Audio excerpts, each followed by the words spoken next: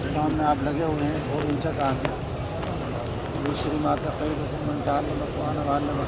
سب سے اعلیٰ اور افضل کام جو ہے سیکھنا قرآن. ہمارے ابا جی رحمۃ اللہ علیہ بڑے عجیب بات فرماتے تھے جو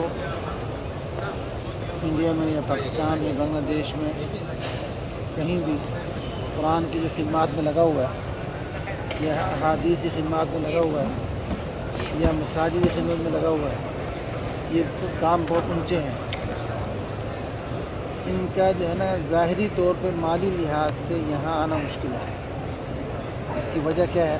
15-20 ہزار تنخواہ ہوتی ہے، تو 15-20 ہزار تنخواہ جو ہوتی ہے وہ وہیں خرچ ہو جاتی ہے اور جمع پونجی نہیں ہوتی. تو ان کا یہاں آنا ظاہری طور پہ مالی لحاظ سے آنا مشکل ہے، لیکن اس کا آنا ضرور ہوتا ہے ان لوگوں کا. سبحان اس کی اللہ. دو وجہ فرمائی. اور اس کے برعکس اربوں خربوں پتی ہیں جن کے پاس اللہ نے اتنا دیا ہے لیکن ان کا آنا مشکل ہے. بلاوا ہوگا، توفیق ہوگی تو.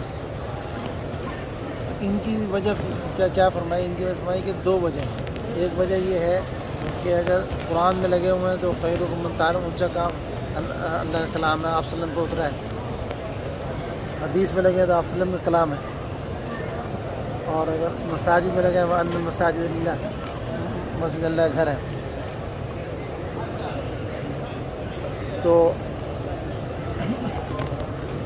جس طرح کوئی بچہ کوئی اچھا کام کرے تو باپ یا استاد شابش دیتا ہے، تو جو ان کاموں میں لگا ہوا ہے تو آپ صلی اللہ علیہ وسلم یہاں بلا کر شابش دیتے ہیں. سبحان اللہ. سبحان اللہ. شابش دیتے ہیں اور دوبارہ مستعد کر کے بھیجتے ہیں، دوبارہ تیار کر کے بھیجتے ہیں. ایک چیز تو یہ ہوگا. دوسری چیز کیا ہے؟ دوسری چیز یہ ہے کہ یہاں بلا کر کچھ نہ کچھ عطا کرنا ہوتا ہے. سبحان اللہ.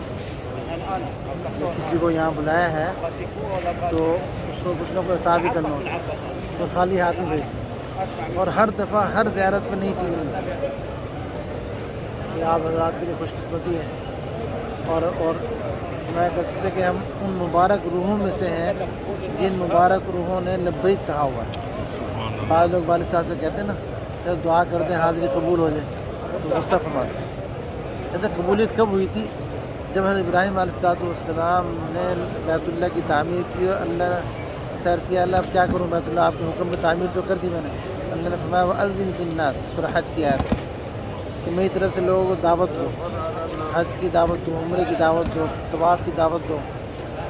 تو عرض کیا اللہ میری آواز کہاں تک پہنچے گی؟ تو اللہ نے فرمایا جو ہم نے جو پتھر اتارا نا مقام ابراہیم جس پہ کھڑے ہو کے بیت اللہ بنایا ہے، اس پہ کھڑے ہو جائیں، یہ لفٹ کا کام دے گا. یہ آہستہ آہستہ اونچا ہوتا رہے گا، آواز دیتے رہنا، پہنچانا ہمارا کام ہے. تو کئی ہزار 70,000 فرشتے کی روایت میں آتا ہے، کئی اس سے بھی زیادہ اللہ نے جماعت مقرر فرمائی صاحب فرشتوں کی، اور ان سے کہا کہ ان کی آواز کو پوری کائنات میں پہنچاؤ، اور جو ان کی آواز میں لبیک کہہ دے اس کی حاضری لکھ دی جائے. سبحان اللہ. سبحان اللہ. تو فرماتے تھے ہم ان مبارک روحوں میں سے ہیں جنہوں نے لبیک کے جواب ان کے جواب میں لبیک کہا ہوا ہے. اور کہتے ہیں جتنی مرتبہ لبیک کہا اتنی مرتبہ حاضری ہوگی. سبحان اللہ. اور اس جتنی مرتبہ لبیک کہا ہے اتنی مرتبہ جب تک حاضری نہیں ہوگی موت نہیں آئے گی. سبحان اللہ. سبحان اللہ. سبحان اللہ. سبحان اللہ.